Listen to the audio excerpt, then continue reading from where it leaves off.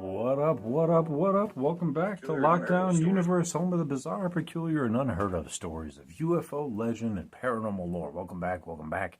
Happy to be back. Hopefully you guys are doing excellent and taking care of yourselves. Welcome back to another amazing edition, and we're going to talk about a really interesting phenomena and movement that happened recently. Well, I guess in the last 6-7 years. A movement called Birds Aren't Real. You may have seen this van in various social media outlets, and you may have wondered, what the hell's going on here? Now, the van itself is almost its own movement, but many people have followed this movement and taken it to the next level.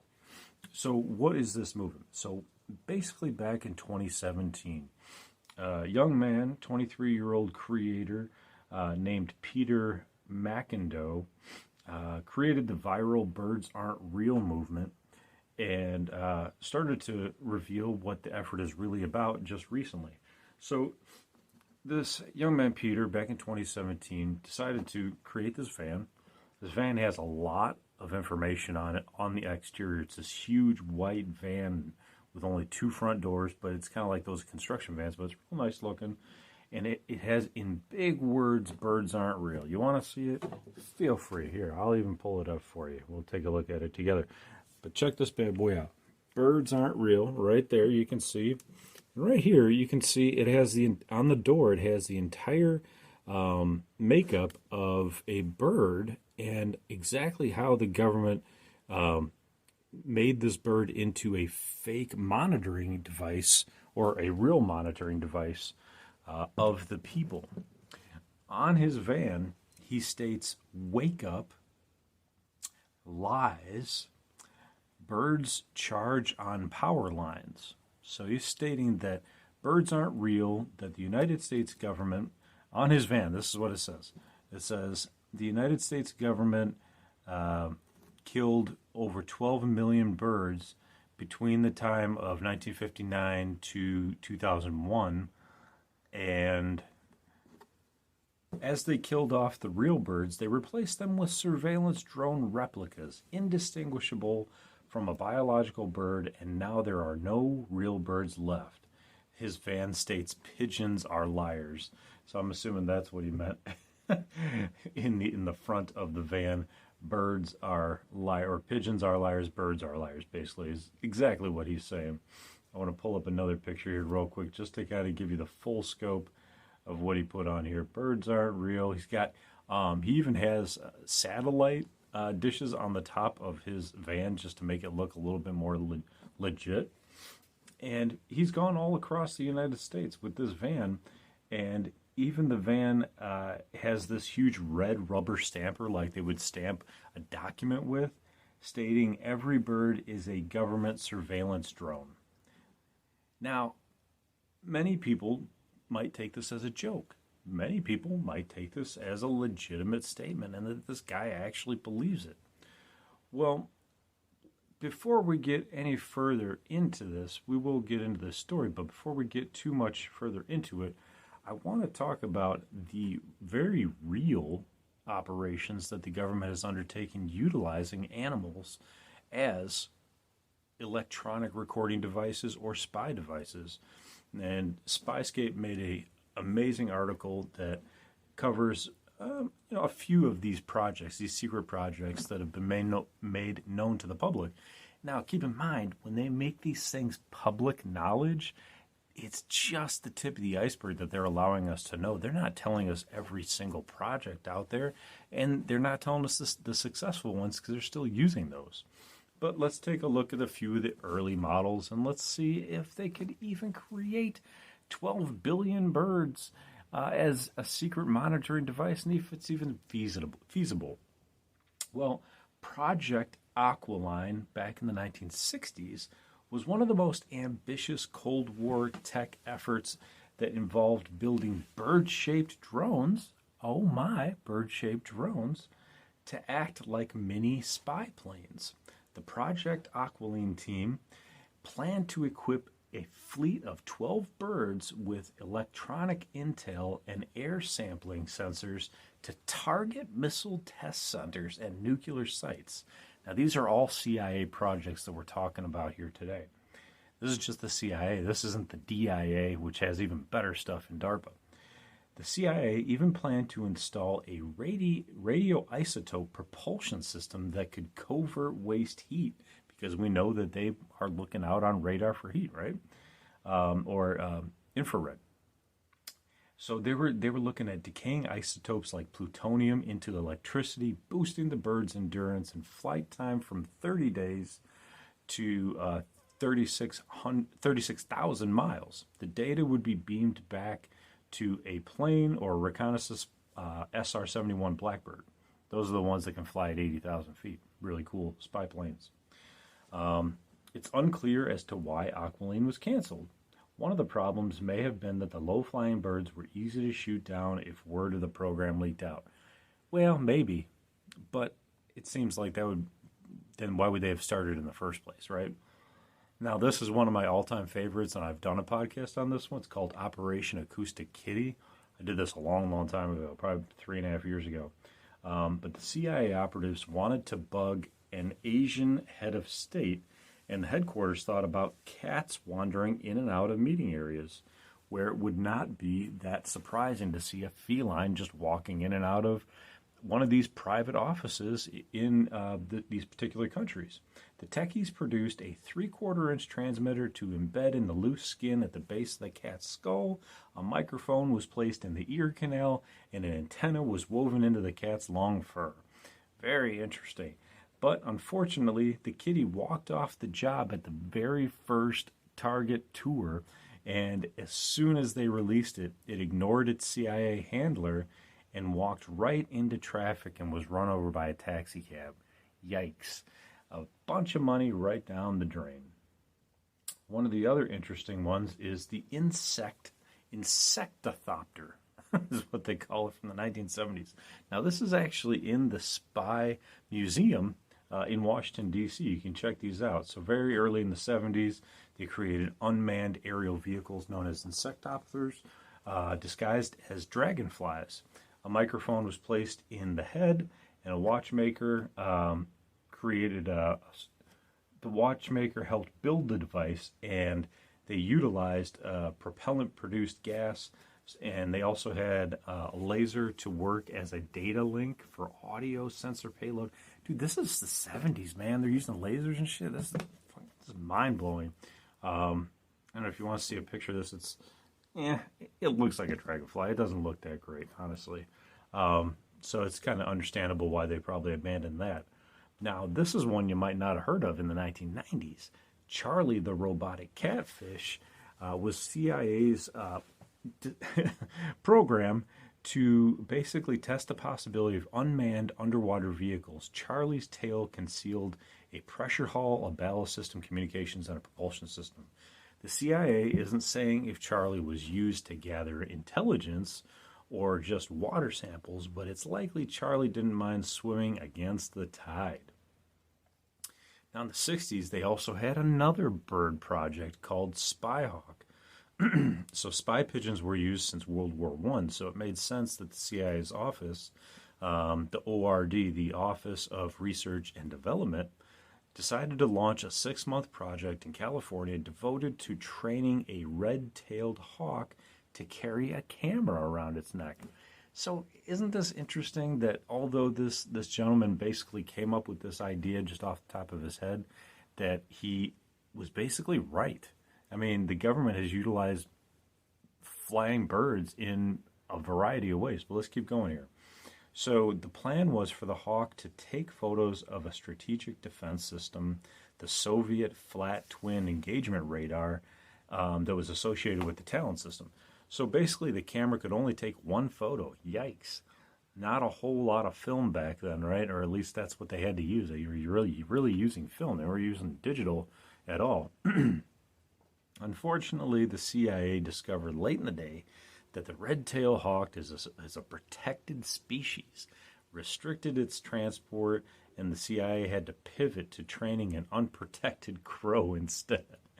And that would mean that transporting the bird up the Baltic and through the canals of Denmark and Sweden, where the Soviets closely monitored boat movements.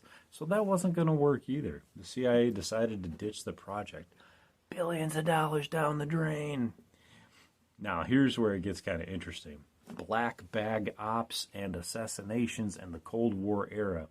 So the Office of Research and Development inherited the MK Ultra program, and they decided to try to train snakes, cold-blooded animals that couldn't be tracked on infrared.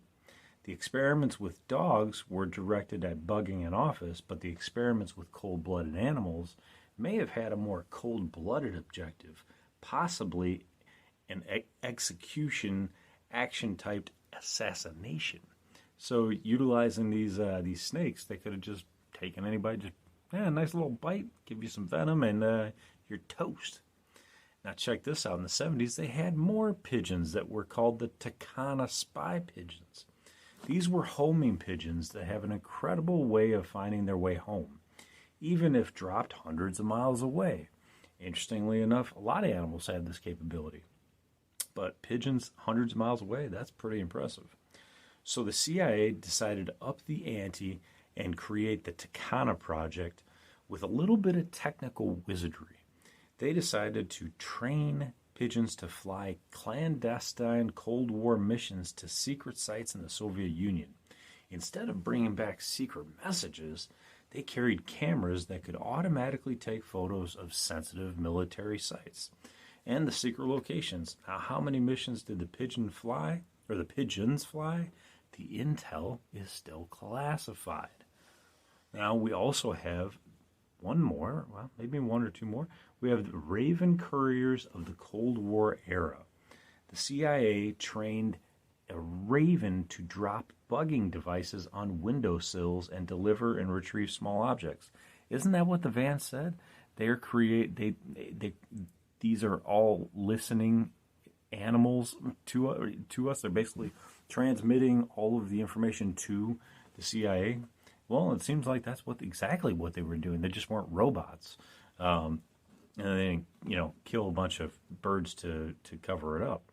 But they did use these ravens, and the agency successfully delivered an eavesdropping device in Europe, but no audio was picked up. Yeah, right.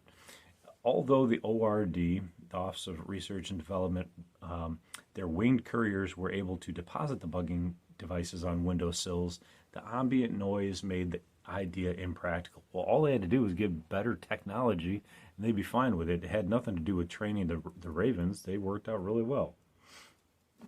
Now check this out. These guys are pretty sneaky.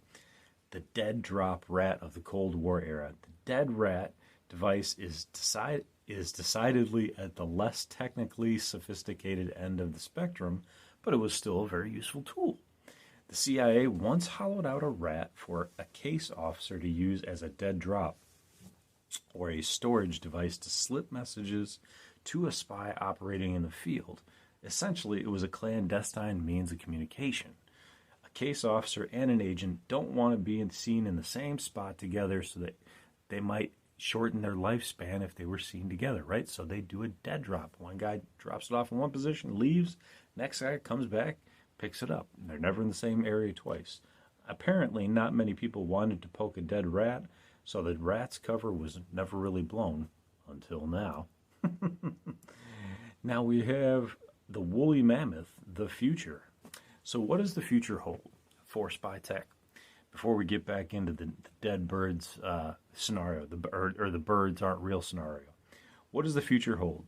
Well, it involves investing heavily into augmented reality and the metaverse. It seems the CIA is also looking at abstract methods to prevent animals from dying out, de-extinction. It is known they're trying to keep the woolly mammoth in the picture. It seems really interesting. I wonder if they're going to try to bring back certain animals so they can be used for spying. If they're bringing back one animal and it's the only one of its kind, and whoever wants to take it down, they can spy on whoever tries to take it down. It might be kind of interesting to see what happens, but basically that's what they're saying. That's what the future holds. They're going to try to do de-extinction, involving scientists attempting to genetically clone ancient DNA to resurrect species like the woolly mammoth. The CIA ventures capital firm InQtel, IN-Q-TEL, is investing in colossal biosciences. Why? They state we now sit at a pivotal point in history where transnational issues like pandemics, climate change, population growth, and human migration intersect with nation-to-nation competition, which will increase the potential for global conflict in the coming decades. What are they going to do? Ride these woolly mammoths into battle? I don't get it. But anyway, let's get back to the birds aren't real guy and see what his scenario is. So basically, like we said earlier, Peter McIndoe, M-C-I-N-D-O-E, was 23 and decided to create this. Now, that was 3 years ago, so he's about 26 now. So back in 2021, in Pittsburgh, Memphis, Los Angeles, massive billboards were popping up saying birds aren't real. That's it. That's all they said. They didn't say all the information on his van, showing all the pigeon and the creation of the robot and all that. But according to this article, which was written in December 9th, 2021, on Instagram and TikTok, birds aren't real accounts have racked up hundreds of thousands of views and followers. This movement had hundreds and thousands of people behind it. YouTube videos had gone viral. Last month, Birds Aren't Real adherents even protested outside Twitter's headquarters, back when it was called Twitter, in San Francisco to demand the company change its bird logo. Interesting that Twitter had the bird logo, right? Well, I mean, it was called Twitter. Come on now. They didn't know all the birds weren't real, right? Events were all connected by a Gen Z fueled conspiracy theory which posits that birds don't exist and are really drone replicas installed by the U.S. government to spy on Americans. Hundreds of thousands of young people have joined the movement, wearing Birds Aren't Real t-shirts, swarming rallies, and spreading the slogan. Now, here, to me, right off the bat, if that's the aim of the government, was to spy on us, you gotta think they have everything they could ever need to spy on us, right in your palm of your hand. Probably what you're listening to me on, your very own phone. Do they need a bunch of birds to spy on us? No. The phone can take pictures of you, and probably does, according to many people, multiple times a day, to make sure it's you using your phone, making sure it's you conducting your business transactions. Let's say you decide to move $10,000 from one account to another, and then you say, I didn't do that. That's not true at all, and you try to get your money back. The bank can actually log in and see if you logged in on your phone, on your device, and move that money, and has a picture of you doing it. So they don't really need this, but let's continue to look here. So this happened right the smack dab time of QAnon and the totally opposite end of the spectrum, right? And so this is actually why this gentleman decided to create this ridiculous scenario of birds aren't real and put it on his van. What Birds Aren't Real truly is, they say, is a parody social movement with a purpose. In a post-truth world dominated by online conspiracy theories, young people have often coalesced around the effort to thumb their nose at, fight, and poke fun at misinformation. This was the time of fake news. This was the time where nobody believed in news. This was the time when Trump was saying everybody's fake news. And there was a lot of fake news, and the news basically controls the narrative. So, in a lot of ways, he wasn't wrong. And this was Gen Z's way of saying, hey, you know what? You guys are going to make fake news. We're also going to make fake news. So they did. And basically what they say is it was a way to combat the troubles of the world that you don't really have other ways of combating. So they decided to fight lunacy with lunacy, they said. So Peter McIndoe, 23, a floppy-haired college dropout in Memphis, who created the whole scenario birds aren't real, did it on a whim in 2017.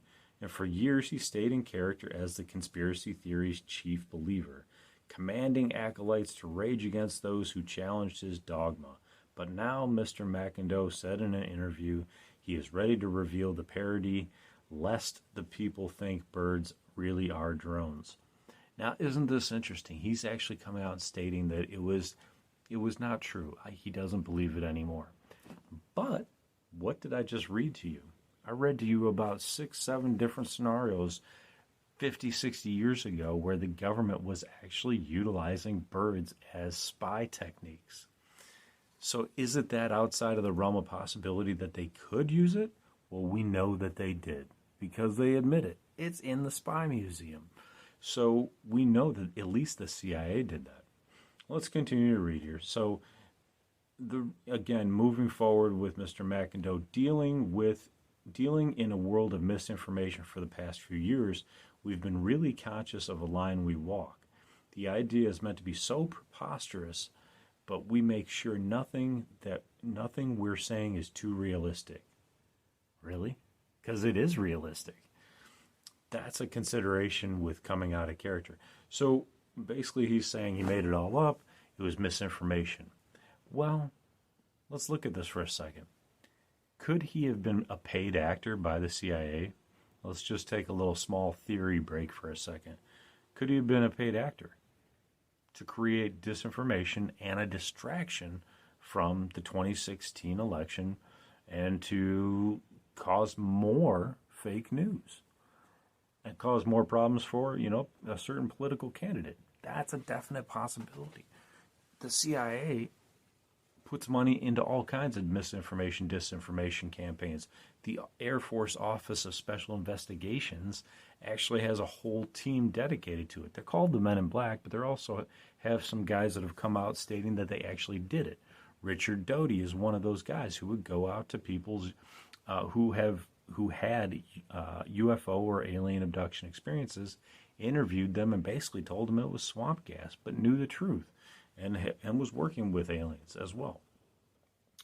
So the birds aren't real is not a shallow satire of conspiracies from the outside. It's really from deep on the inside, he said. A lot of people in our generation feel the lunacy in all this, and birds aren't real has been a way for people to process all that information, he says. One of the activists from Parkland, Florida, who helped organize a March for Our Lives student protest against gun violence in 2018, is involved in the Birds Aren't Real movement as well. He said, the parody makes you stop for a second and laugh. In a uniquely bleak time to come of age, it doesn't hurt to have something to laugh about, basically, is what he's saying.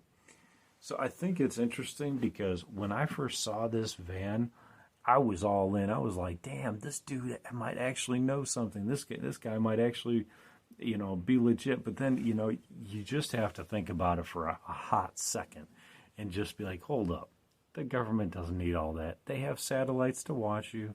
They can hear through walls if you don't have your phone with you. They have satellite technology that can just look at your license plate from space and pull you up. You can't get away with jack crap. You try to carjack somebody, you try to commit some sort of big federal crime, all they got to do is run the tape back on the satellites and you're busted. So there's no way you can get away with really hardly anything these days. They got you on lockdown on lockdown universe. But I do think that this is an interesting social experiment that we have to be aware of as UFO researchers and say, okay, what's real, what's not. Now, the problem with his scenario is he went way too in on his statement. He said that the government has killed 12 billion birds from 1959 to 2001, and that none of the birds are real and they're all charging on power lines. Well, I mean, there are a lot of birds on power lines, but it's real hard to believe the government killed 12 billion birds and that none of the birds that we see are real. Too easy to just shoot one down in your hunting expedition. Be like, okay, no, they're real. We're going to have it for dinner. So he went too far in. But to say that the government does have programs where they do utilize birds to spy on people, that's actually true. That's a fact. And it's been proven by the government itself. So, interesting stuff. I think it's worth looking at, worth looking into to make sure that we're staying cognizant, we're staying on our toes, we're knowing where we're going, and we don't allow, fake news to really override us because we want to know the truth, and that's what we're always after. So just wanted to bring this to your attention. If you see it, now you know a little bit more about it. Hopefully you can become more aware of it. And, not to believe everything you see. What do they say? Believe half of what you see and none of what you hear is the popular statement. Keep that in mind moving forward. Anyway, guys, I'm going to let you go. I hope you guys have a great night. Take care of yourselves. Meditate. Do a little bit of self-care. Even 5 to 10 minutes meditation really helps out a lot. Prayer, whatever you want to do. Just something to bring a positive light around your life. So take care of yourself physically, spiritually, emotionally. Follow through on your hobbies and your goals and your dreams. And as always, continue to question the universe around you. Until next time, guys, take care. And Lockdown Universe out. Go like, follow, share, subscribe. Peace. Out.